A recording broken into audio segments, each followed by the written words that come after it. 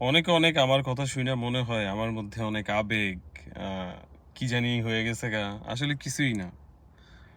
চেষ্টা করি আপনাদেরকে একটু আনন্দ দেওয়ার জন্য। তা আনন্দ থেকে এই কথাগুলা বলা। আর একটা কথা অ্যাডভাইস আমি মনে করতে পারেন, সেটা হইতেছে জীবনে মানসিক শান্তির সাথে কখনো আপনি কম্প্রোমাইজ করতে যাবেন না। আজকে আপনি যে খারাপ সময় কাটতেছে, আপনি একাকিত্ব, হ্যাঁ, এখন যে কষ্ট আপনার মধ্যে বয়ে বেড়াইতেছেন, এর একমাত্র কারণ আপনি ওই সকল মানুষের সাথে কম্প্রোমাইজ করেছিলেন।